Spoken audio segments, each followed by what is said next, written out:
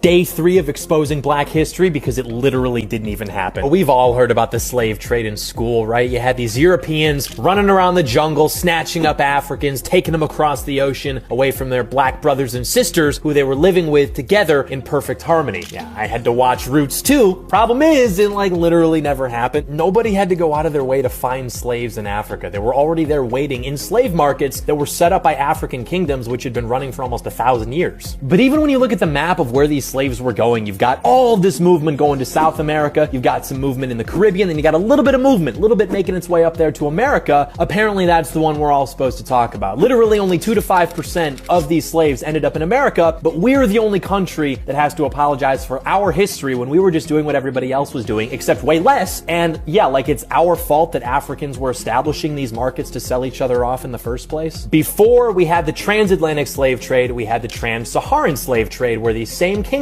would sell African slaves to different Muslim countries in the Middle East, which, by the way, would famously castrate their African slaves, which is why today you don't have black populations in those countries. So the only thing that actually changed for the Africans was that instead of sending out other Africans across the desert, now they're just going out in boats. And the trade itself was mainly focused on an exchange of goods. African kingdoms would take the captured men and women from weaker and rival tribes, they would load them out on boats, and in exchange they were given various trade goods. What they valued most of all, though, apparently were guns and liquor, and apparently liquor especially. Apparently they wouldn't even bother talking to the Europeans unless they were given rum first. So this slave trade would go on until the early 1800s, until Britain and America both decided that they were going to make it illegal to trade slaves from Africa. And the Africans did not exactly like this. Kingdoms like Dahomey, the one that the Netflix people made that Black Queen Girl Boss movie about, yeah, that one, they continued to just trade slaves against the ban. So Britain staged the West African Naval Squadron specifically for the job of trying to stop Africans from enslaving each other, selling other Africans to places all over the world. And Britain spent decades trying diplomacy, helping the Kingdom of Dahomey to stop raiding and attacking other Africans, to get slaves by talking with their king, Gezo. The conversations basically went something like this: "Ahoy, it's me, a British guy. We find the practice of slavery to be quite not cool. Are you interested in palm oil? We could help you out with that." "Yes, hello, it's me, a black guy. No thanks." So this song and dance would kind of go on as such until the French would go to war with the Kingdom of Dahomey, put down their army of black queens with some of the most lopsided casualty reports of all time, and then finally make it so Africans stopped enslaving other Africans. Truth matters. I love